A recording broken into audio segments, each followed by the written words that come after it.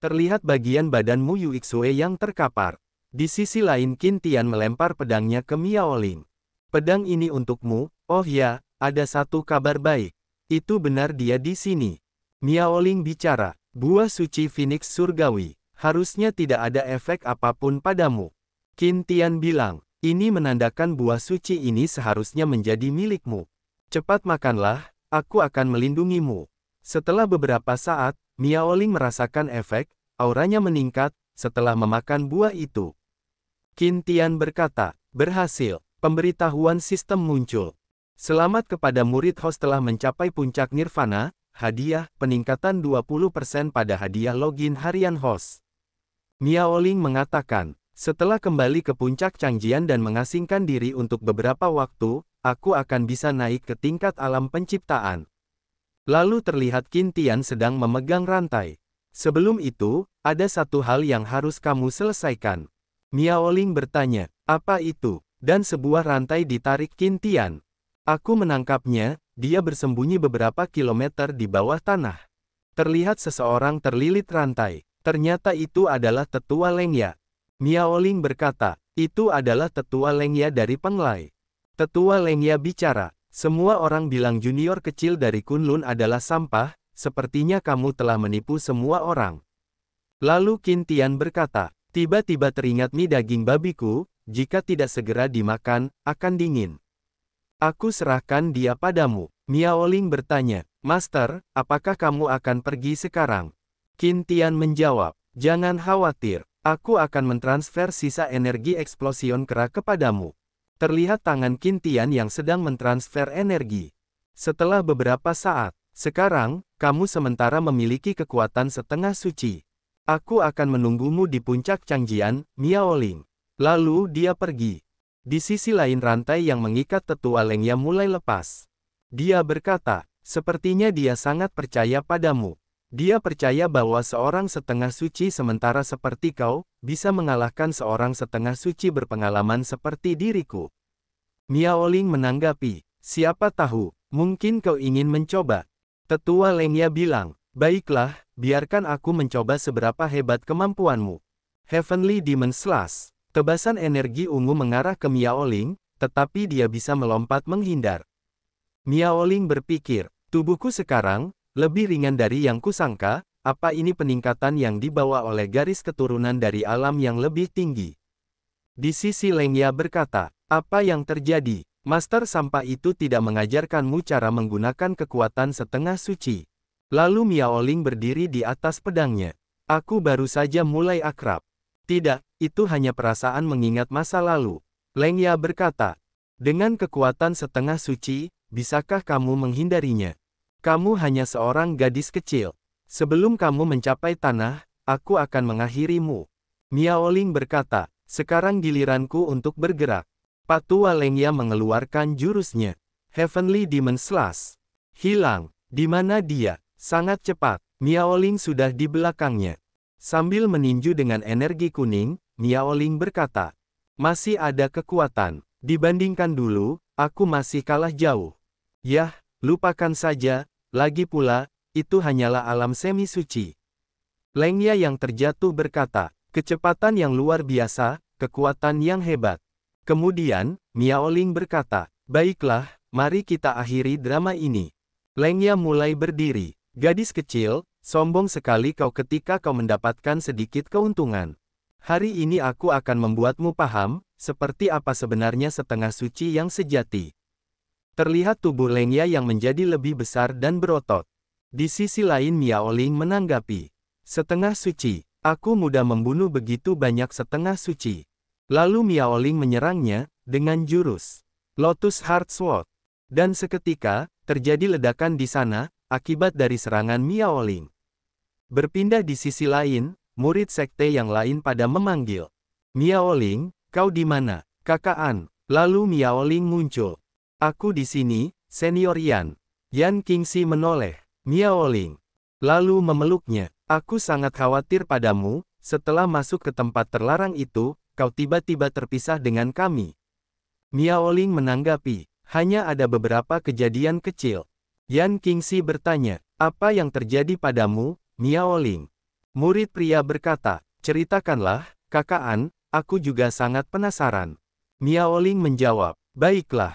Sebenarnya, saat aku masuk ke pusaran, tiba-tiba ada sebuah batu permata merah di tanganku. Kemudian berpindah ke tempat makan. Qin Tian bilang, aku kembali untuk makan mie daging. Mie daging, terlihat mie miliknya telah tumpah. Dia jadi kesal. Apa yang terjadi? Di bawah tempat makan, ada seorang wanita dikejar pria berjubah. Pengawalnya bilang, Tuan Putri, cepat lari. Lalu tiba-tiba pria berjubah lain ada di depannya. Tuan Putri, kau mau lari kemana? Biarkan kami menangkapmu. Di situ ada seorang wanita dan bocah yang disandera. Pria berjubah berkata, hehe, Tuan Putri, kau juga tidak ingin rakyatmu terlukakan. Tuan Putri jadi bingung, apa yang harus aku lakukan?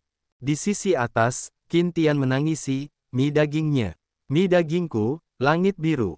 Aku bahkan belum sempat menyentuhnya. Di situ Tuan Putri melihatnya. Lalu Tuan Putri bicara, Tuan muda, aku adalah Putri Ming Yilian dari Kerajaan Chongming, bisakah kamu membantuku? Sambil melempar dua sandera, pria berjubah berkata ke Qin Tian, nak, ini urusan sekte iblis. Cepat pergi, jangan ikut campur dalam urusan orang lain.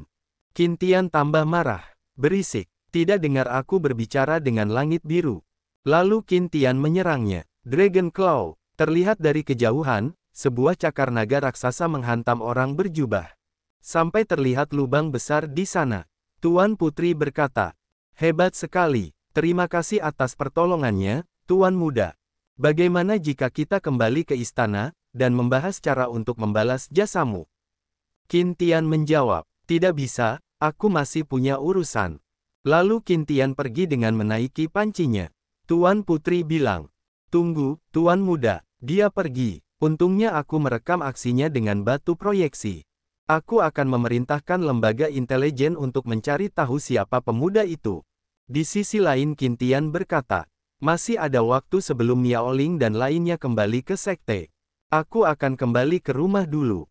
Kenapa ada formasi suci yang diatur di rumahku? Terlihat rumah orang tuanya tinggal dilindungi formasi. Tidak ada jejak manusia sama sekali, setidaknya sudah dibiarkan terbengkalai selama setengah bulan.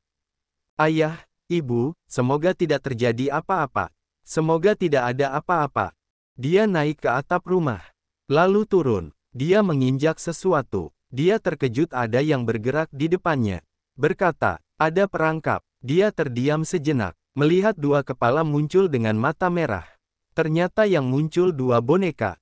Boneka itu mengeluarkan proyeksi orang tuanya yang berkata, nak, kami dan pelayan rumah pergi berlibur. Jangan khawatir tentang kami, tetap hati-hati dengan buku itu. Qin Tian bertanya-tanya, hati-hati dengan apa, buku? Berpindah di hari berikutnya, Qin Tian sedang menghitung jarinya. Tahun Tiongkok, tikus, kerbau, naga, kuda, kambing. Bagus. Semoga hari ini beruntung. Waktunya check-in. Dia menyentuh tulisan check-in. Lalu ada undian gambar biru yang menonjol. Sistem berkata, hadiah akumulasi dari check-in, 1. Meningkatkan semua teknik bela diri yang dipelajari menjadi satu tingkat lebih tinggi. 2. Super Master Ball 1. Kemudian keluar Super Master Ball. Qin Tian jadi terdiam mendapat hadiah itu. Dan melihat hadiahnya yang jatuh. Lalu mengambilnya. Dia bingung. Lalu membanting bolanya. Sungguh curang, aku check-in selama 49 hari dan kau memberiku bola. Kau bercanda, jangan kira karena kau berubah bentuk, aku tak akan bisa mengenalimu. Aku sudah menyelesaikan semua tantangan. Kemudian terlihat binatang rubah yang berlari. Dan melompat di atas Qin Tian. Qin Tian melihatnya. Rubah. Tiba-tiba, rubah itu seperti tersedot ke dalam bola. Dan perlahan masuk ke dalam bola. Bola itu tampak bergerak setelah rubah itu masuk. Qin Tian jadi terheran-heran. Ini benar-benar rubah. Ini berapa lama ini bertahan? Apa ini akan berlangsung sepanjang hari? Dan muncul sesosok kaki di belakangnya. Yang muncul ternyata orang botak. Dia berkata, hei, pemuda dari ranah spirit, pergilah. Kotak itu adalah milikku yang diambil dari permaisuri Qiuling. Qin Tian menengok ke arahnya, bertanya. Permaisuri Qiuling yang legendaris. Tidak terlihat seperti itu. Pria botak itu ekspresinya jadi ceria. Pria muda yang tampan, lalu menyentuh dada Qin Tian. Dia berkata, rubah ini pasti dari permaisuri Qiuling, paman sangat yakin. Dan dia adalah orang yang ingin ditangkap oleh kekaisaran, kau tahu, kekaisaran sangat menakutkan, jadi serahkan padaku. Dan kemudian paman akan membawamu ke tempat yang menyenangkan untuk meningkatkan kultivasi bersama-sama, paman ini, Rana Sein, loh. Terlihat tangannya terus mengganggu Qin Tian. Momen ini, sebuah musik yang penuh kenangan, kuat dan bangkit kembali dalam pikiranku. Pemuda-muda, pemuda-muda, YM. YM, lalu Qin Tian menjauh. Jangan mendekat, dasar orang homo, mati sana. Lalu pria botak tersenyum aneh. Mati, homo, pria, kau berani mengucapkan kata itu. Aku akan menghancurkanmu, agar kau tak bisa mengucapkannya lagi. Sambil menangis pria botak mulai menyerang. Dan serangan itu mengenai tanah, menimbulkan ledakan api. Hingga gelombang angin begitu kencang, membuat pepohonan di sana terhempas. Qin Tian berkata, kekuatanmu sangat kuat. Pria botak matanya jadi merah. Jangan bersembunyi kau brengsek, dan kotak itu, kembalikan padaku. Qin Tian bilang, jangan berbohong, dasar orang homo, mati sana. Kotak ini milikku. Pria botak itu menangis lagi. Kau mengucapkan kata itu lagi. Aku akan menghancurkanmu menjadi daging cincang, Dia mengeluarkan jurus Angry Tiger Head Clamp, dan serangan energi ungu seperti tornado menghancurkan pepohonan. Serangan itu sampai terlihat dari atas hutan. Malamnya, terlihat bulan sabit. Qin Tian masih duduk di atas batang pohon. Sudah berbunyi sepanjang hari. Mulut gagakku. Lalu bola itu bersinar seperti ada bintang-bintang. Qin Tian berkata, sudah selesai. Di sisi lain, terlihat senjata yang bergetar. Ternyata pria botak yang kelelahan. Makhluk yang licin seperti ikan belut. Dari atas Qin Tian menyapa. Woi homo, sampai jumpa lagi. Pria botak bicara, kau, jangan lari. Dia terjebak di arai formasi. Sialan, kekuatanku terkuras habis. Ketika Qin Tian pergi, formasi itu meledak dan keluar kembang api di langit. Qin Tian berkata, aku tidak tahu rubah apa ini. Apa bisa dimakan? Berpindah di Hidden Sword Peak. Rubah itu tangan dan kakinya sudah dibalut perban. Dia berkata, di mana ini? Tidak terlihat seperti tempat milik aliansi Emperor. Mungkinkah seseorang menyelamatkanku? Qin Tian berkata. Akhirnya kau bangun. Rubah bertanya, siapa? Qin Tian bilang, ini Sekte Kunlun, dan aku adalah penyelamat hidupmu. Rubah itu bicara, jangan sombong, kau hanya di Spirit Realm. Bagaimana mungkin orang yang menyelamatkan aku masih di Spirit Realm? Qin Tian berkata, percaya atau tidak, orang gay itu sudah menjadi kembang api olehku. Lagi pula, kau jatuh dan mendarat di bola sihir milikku. Lalu kau mendatangani kontrak awal dengannya, jadi kau tidak bisa terlalu jauh dari bola sihir ini. Rubah berteriak, cepat batalkan kontraknya, aku harus keluar dari sini secepat mungkin. Qin Tian menanggapi, itu tidak akan berhasil. Buku manualnya bilang kalau kau membatalkan kontrak awalnya, kau akan langsung mati. Biar kulihat, kau harus menjalin kontrak penuh dalam 3 hari, atau kau akan mati. Rubah bertanya, 3 hari. Siapa yang mau kau tipu? Kalau kau bilang aku akan mati, aku beneran akan mati. Qin Tian menjawab, yah, apa kau tahu cara membaca lautan kesadaran? Kau bisa coba merasakan informasi kontrak di dalam lautan kesadaranmu. Lalu Rubah melihat di lautan kesadarannya. Berpikir, lautan kesadaranku, sialan, persis seperti yang dibilang orang ini. Apa tidak ada jalan lain? Dengan wajah melas, Rubah berkata, aku dijebak, aku sudah menyinggung banyak orang, menjalin kontrak denganku sama seperti mengambil karmaku. Ini akan membahayakanmu. Qin Tian bilang, yah, aku bisa menyetujui kontraknya, dan aku cukup kuat.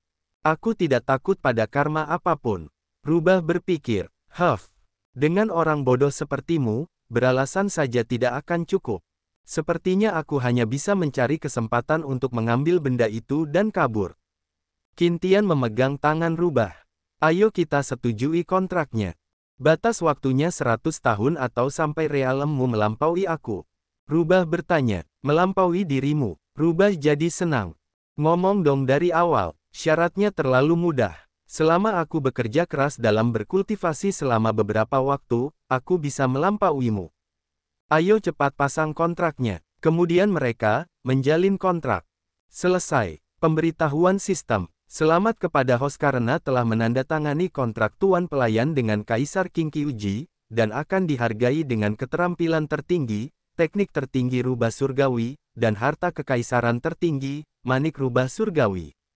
Rubah berkata dalam hati, mulai sekarang, aku akan rajin kultivasi dan memulihkan kultivasiku, lalu kutinggalkan kontrak ini. Oh, sial, lukaku terlalu parah. Qin Tian berkata, hidup sungguh sulit Xiao Kaigu, aku akan kembali nanti, kau makan saja duluan. Rubah jadi kesal, matamu, kau yang Xiao Kaigu, aku tidak akan makan. Dia merasa bingung, lalu perutnya berbunyi. Aku makan agar punya tenaga untuk berkultivasi, benar. Itu alasannya. Lalu dia menggigit daging, lalu menelannya, setelah makan dia tertegun. Ini daging Raja Iblis. Lalu dia melihat badannya yang lebih membaik. Sepertinya aku telah ditipu. Makan daging Raja Iblis sebanyak ini pastilah lebih baik daripada diam saja di Spirit Realm. Beberapa saat kemudian, di kolam pemandian, terdengar suara teriakan.